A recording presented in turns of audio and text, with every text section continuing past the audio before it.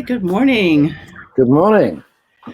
So we are live this morning, and it is a new month. I saw someone posted the other day, and they said, "So how many more years do you think it'll take until we get to the end of 2020?"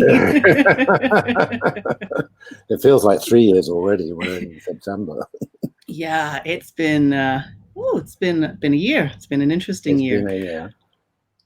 So I am here today with Vaughan Emsley, and he's a generational marketing expert who spent many years in the advertising and marketing industry at Saatchi & Saatchi, and now he runs Flipside. And as those of you who have been tuning in every week with me, I appreciate you. We have been talking to a number of different individuals, and really the goal is for us to bring up, some different issues around workplace bias, around general bias, around some of the social justice issues. And so I'm Stacey Gordon, and our company is Rework Work. And I am a LinkedIn instructor and author, and I have a number of courses on LinkedIn's online learning platform. One of them is around unconscious bias, which I have heard has been trending somewhere between the second and the third most viewed course on LinkedIn Learning. So that's great news. If you haven't had a chance to watch it yet, we would love that you do that. And so this is why we have Vaughan today, because today we're going to be talking a little bit about, ageism, right? Which is one of those biases that gets forgotten about. We talk about race and gender, and we talk about, ethnicity, and we even talk about ability, but we forget about age. And so one of the things I'm going to mention, because at the end of last year, about 35% of the U.S. population was 50 years of age or older. So that's a pretty significant portion of the population. In 2018, the Equal Employment Opportunity Commission, EEOC, issued a special report on age discrimination against older Americans, finding that even though 50 years has passed since Congress outlawed age discrimination, it remains a significant and costly problem for workers, their families, and our economy. So I would have to ask you, Vaughan, how serious is ageism in marketing and advertising? Well, it's pretty serious. It's not really unconscious bias. It's conscious bias. So it's a level of intensity above. And I remember when I came into the business, when I was in my early 20s, I was told, you might get 20 years out of this, but the time you're in your 40s, you need to start looking for another career. So I joined the advertising business in 1981. So go back 40 years, it was a conscious thing, but they didn't have data back then. And now we've got some data from some of the holding companies which show exactly what their age profile is. And there were some very interesting figures from WPP. You said 35% of Americans are over the age of 50, but only 7% of WPP's employees are over 50. 74% are under 40. So that gives you a quantitative sense of how extreme the age imbalance is in advertising holding companies. And as far as marketing companies or marketing departments are concerned, my experience has been that the average age is around 35, 36. So you're talking about two communities which are definitely late 20s, early 30s in terms of the most of the demographic. Gotcha. So, normally, I've experienced age, bias the other way, right? Like I have a very young looking face, which will serve me well as I get older. But when I was younger, people don't understand or can't seem to, they look at me and go, you can't possibly have a college age daughter. Like you must have been a teenager when you had her. And I'm like, no, I wasn't. But, the thing that's interesting is that on the other end of that spectrum, I had people who were they would look at me and say, oh my goodness, you're such a baby. If I went into an organization and attempted to, provide advice, they would go, are you even old enough to do that? So I think what you find in age discrimination is that it does go both ways. But what we do find for sure is that older workers are finding that they are being discriminated against. So AARP did a survey, and they have found that nearly 1 in 4 workers age 45 and older have been subjected to negative comments about their age from supervisors or coworkers, right? So we've all sort of experienced that. 3 in 5 older workers have seen or experienced age discrimination in the workplace. And about 76% of these older workers see age discrimination as a hurdle to finding a new job. And so when I was recruiting, I would see that a lot, right? Because you were trying to hide your age on your resume. You're told not to put the dates that you graduated, not to put more than 10 years of work experience. But, from an employer standpoint, wouldn't you want individuals who have... Oh, you came back. I lost the sound. Gotcha. Yeah, I mean, from an employer standpoint, wouldn't you want individuals who have that experience, who can bring that level of knowledge to their workforce? Well, I think what's happened in the advertising world, and to some extent the marketing world as well, is 2 things are making the situation worse. The first is a squeeze on margins. So agencies, holding companies are finding it harder and harder and harder to make money. And when you're in those circumstances, you cut staff. And these days, the first people to go are the most expensive. And the most expensive people tend to be older. So we see much higher levels of redundancy amongst those over 50 as a percentage than those under 50. So partly it's a cost-driven thing. But that is also related to the fact that their experience is not really valued. And that is a prejudice that comes from the implicit belief, or sometimes explicit, that these people are pre-digital. So it's a bit like silent movie stars when the talkies came along. Oh, you started working before the digital revolution. You can't possibly be useful to us going forward. And I think that was the implication of Mark Reed's comments to the analysts a couple of days ago, that he didn't have a group of dinosaurs who were digitally illiterate. And so you've got those 2 forces which are working together to make it even harder for people who are over 50 to compete and say that they have relevant experience. Gotcha. So, I mean, it could be then that what needs to happen is, and this is not a plug for LinkedIn Learning. This is just in general. I think, Coursera, Udemy, there's all these different programs online that do provide, tools and education to help people get up to speed. So part of it might be that on the point of the person who was searching for that job to be able to demonstrate that they have that experience and that knowledge, and that they are technologically savvy.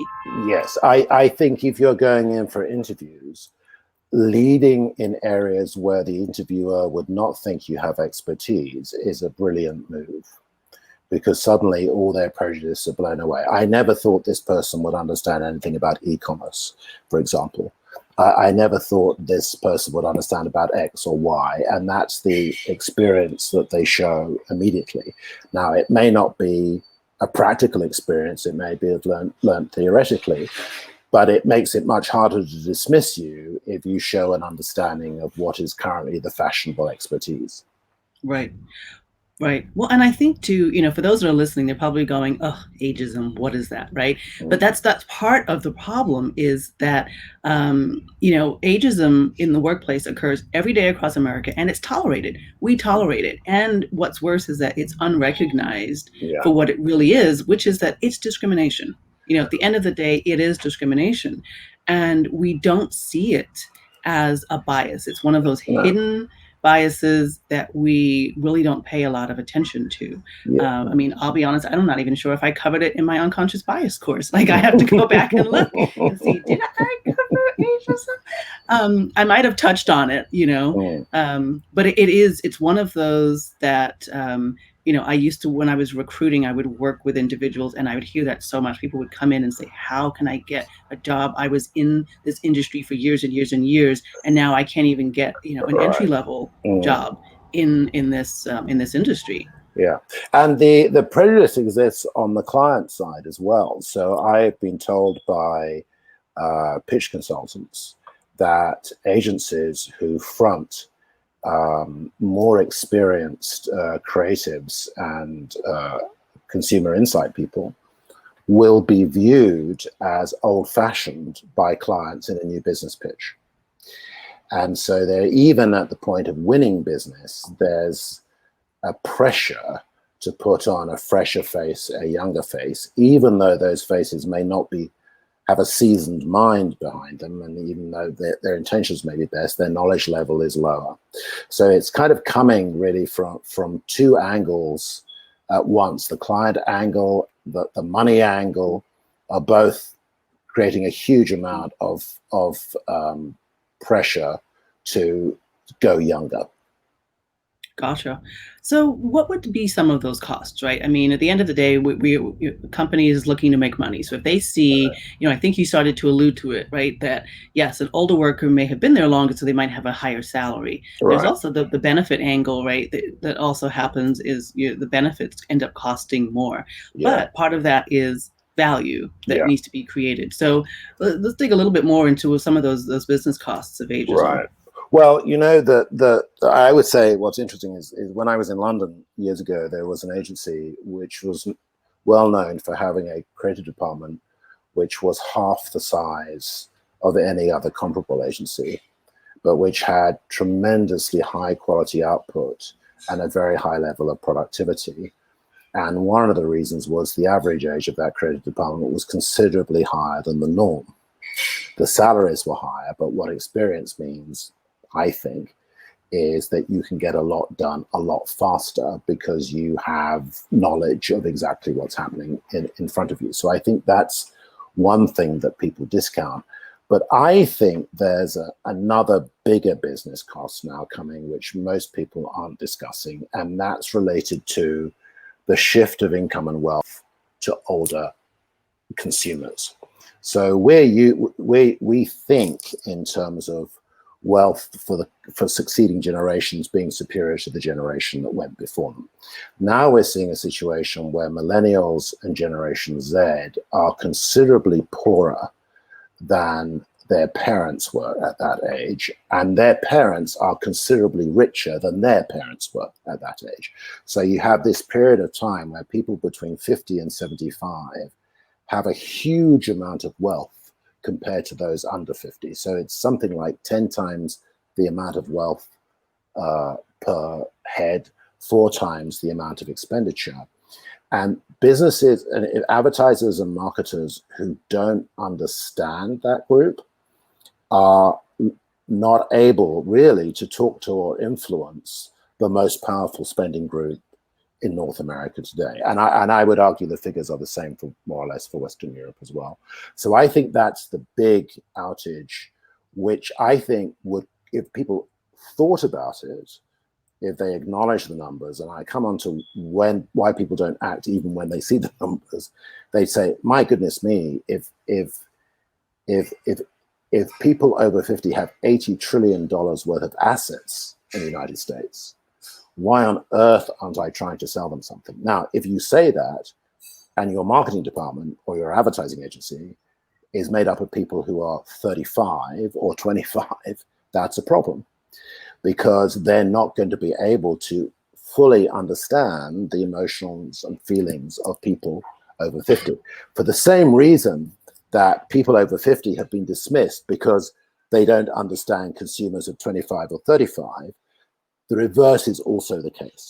So if I was trying to fix the issue of ageism, and I am trying to fix it, the point I would be making to client marketers and to agencies is, you cannot talk to the wealthiest people in America unless you have people who look like them in your place of work. So it's pretty much the same with any type of bias, right? We need people. This is why we need diversity, right? Yeah. And this is why, for marketing, you need diversity of creativity. And you get that from having diversity of age, exactly. And a diversity of experience. Yes. And you still will also get that from having diversity of race and gender and all of these other, traits. And I think this is why when we're talking diversity and inclusion, I try not to focus in on just ageism or just, race or just gender, because the goal is we just need diversity, period. Yeah. Like, can we open up our minds and really look at how we are treating individuals? I can't really necessarily understand what somebody at the age of, 69 might need. But I'm going to tell you, as I started to approach 50, so I think I turned 40 I'm still in my early 40s, but I got an email one time from AARP, and I was like, oh, AARP, I'm not ready. Yeah. Like, no. Well, they will tell you that. That's their biggest issue. That's why they have Richard Gere on the cover. And so, but that's how you start to feel about aging, right? You're like, not me. But as I've gotten older, I'm like, I don't feel any different now than I did when I was 28. But here's the secret about aging that I've discovered is when you hit a certain point in your 50s, it's incredibly liberating. And we call it Flipside, the second coming of age. So suddenly you feel like a teenager again, but with money and experience. Because you say, okay, I'm not going to talk to people I don't want to talk to. I'm not going to deal with what I don't want to deal with. I've spent 30 years accommodating everybody else. Now it's my time. And so this is a moment when there's a huge outpouring for a lot of people of creativity and rediscovery of themselves or discovering a new person in themselves. So we have people we've spoken to who, for example, were champion kayakers, and then they got married and they had children and they stopped, and now they're in their mid-50s, they're out on the water every day, or an actor or a banker who became an actor, or a lawyer who became a sex therapist. So people tend to view 50 plus as a group of people who are already wearing their Pringle sweaters and watching daytime TV. Couldn't be further from the truth. They're doing everything if they are financially secure, which is an important point, but if they are financially secure, they're doing at this age everything they've always wanted to do. So what they can bring in terms of energy as well as insight is really powerful. And we have to stop thinking about 50 to 75 as a declining period. It's actually a great period of self-discovery, as I'm discovering, and an equilibrium, actually. Yeah. I'd rather be this age now than be 30 years younger. And definitely I totally get that. Yeah. And definitely not 40 years younger. Right. Well, and I would want to say good morning to those of you that are chiming in. Good morning, Ingrid. Good morning, Joan. Good morning, Betty. And Betty, asked a question about psychology of purchasing. And I know that there definitely is some psychology to that, right? And I think that, we have to look at there's the psychology to it, but then there's also the understanding that demographic, it just in general. Yeah. And it's really difficult to do that when you haven't had much experience with that demographic or with understanding, I think when we talked earlier, one of the things you mentioned was some of the differences in ads that need to be looked at. Like there are no like older women. Like I know that some of the beauty brands have started now, right? They're putting in women with silver hair and but they're still making it glamorous, right? There's no normal looking older people. well, skincare is a very good example, actually, because I've been swimming in skincare recently, doing a lot of interviews with women in their 50s on their skincare needs and how they feel about skincare marketing. First of all, nothing in skincare marketing is landing with them at all. So all these tens or hundreds of millions of dollars that are being spent, women over 50 are not buying any of it, and they're not remembering any of it. And that's because really what they're looking for is not understood by the marketers. And if you're if you're a woman in your 20s or 30s, or a man in your 20s or 30s, what a woman in her 50s is looking for from skincare is not intuitive to you. It's not something you're going to understand automatically. And it isn't polyfiller for lines and wrinkles, which is what most of the advertising is about. And it's not anti-aging, which is what most of the advertising is about. That's a young person's perception of what an older person would be looking for. So I think there's that to it. And I think on the psychology, what's interesting is, people in their 50s and 60s have been around the block. So they have a very high BS meter.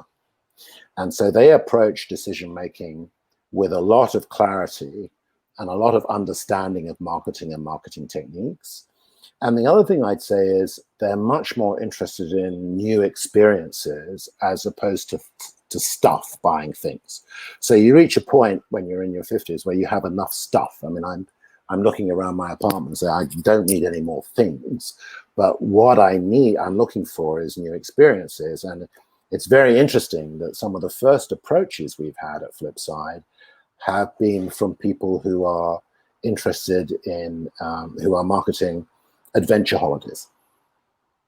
So not cruises in the Mediterranean, but real adventure holidays where you're climbing mountains or going down rivers or any of that stuff, because they're recognizing that people in their 50s and 60s want to go out and experience new things in their life, or they've got time in their hands and the money to do so.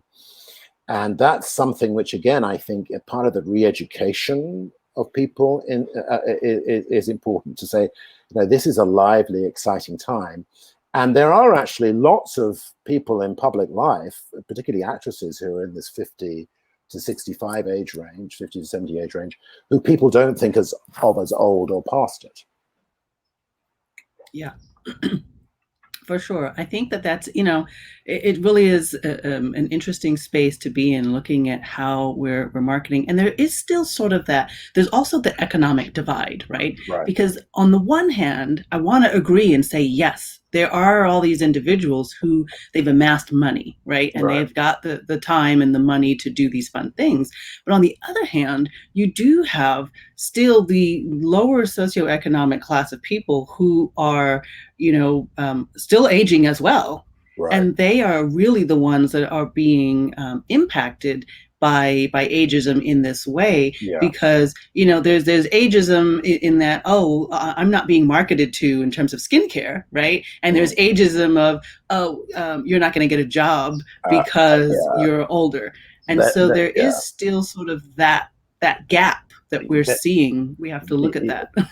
That's very true. There is a real gap we find between those who encounter ageism occasionally or by implication, your point, I'm not being marketed to, and somebody who is a 59-year-old graphic designer who still needs to work, and no one is calling her because they say, oh, she's a 59-year-old graphic designer, so she needs to work, but she's encountering a much more pernicious form of ageism, which is, we won't hire you. Right. And that's significantly, now, whether that's a majority or minority of people over 50, it is a fact that there are plenty of people with lots of talent who want to work, who are not getting jobs because people don't understand what they can bring to the party. Definitely. And I think, you know, a really, I was going to say interesting statistic, but really terrible statistic is that only about 3% of workers who are discriminated against due to age actually even report it. Yeah. Only 3%. So the rest of those people just go along. They accept the job rejections. They shrug off the denials for promotion. You know, they withstand the workplace harassment, or they take the offer of early retirement and just say, well, that's just how it's going to be. So that's a problem as well. And a part of it is because there's no real teeth to the EEOC age discrimination. You know, there's really not much to get, you know, in terms of filing a lawsuit. And not that you want everything to go to a lawsuit, but when there are no real repercussions for a company, then they have no real reason to do anything about it. Yeah, well, also, and companies have learned how to get around that issue by being very careful about what they say and what they put in writing. Right. So it's very hard to pin it down. And I think what's happening here is I often say a problem's only a problem if there's a solution, otherwise it's a fact of life, right? And so with ageism, there hasn't been enough evidence of a solution to the problem for people to feel that it's worthwhile pushing back against it. So what we need is evidence of a solution, and that's where I think this story of financial opportunity for businesses comes in. There needs to be a real need. And then I think if that were clearer and better understood, I think you'd have more pushback against ageism, as opposed to people shrugging their shoulders and saying, well, I guess that's the way it has to be, you know? Right.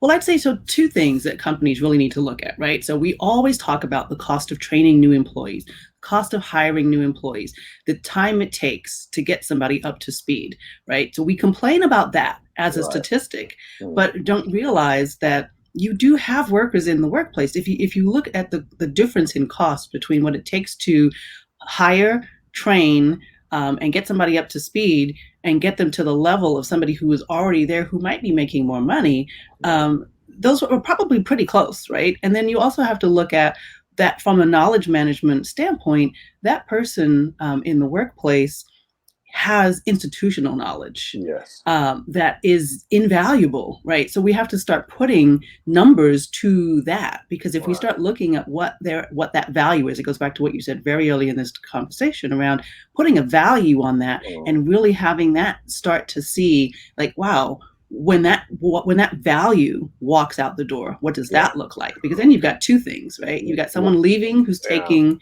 knowledge, and then you've got to replace them with somebody who, yeah, they might make less, but you still have the cost of hiring them, training them, and getting them up to speed on your product. And also missed opportunities. So, for example, I would say this is what I see in the advertising business is that historically the relationships between the agencies and their clients was one of partnership, and agencies were in it for the long run, and the quality of thinking was very high, and the quality of creative output was high, and again for the long run. Now what I'm seeing is, as people who knew that world and have that experience leave the business, agencies are becoming effectively short order cooks, because the young people who are left know nothing about brand building or the long term. They know how to react to something in the short term. And there's no pushback from the agency on clients because there's no one with the experience or the knowledge to push back. What does that mean?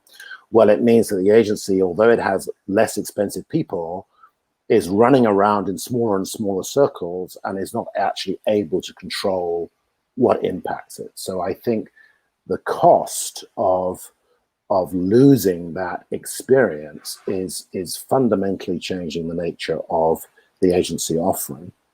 And I would say on the client side, well, what I've observed again is, as older people who understand what I would think of as the fundamentals of marketing have moved out, they've been replaced with a lot of reactive short-term thinking.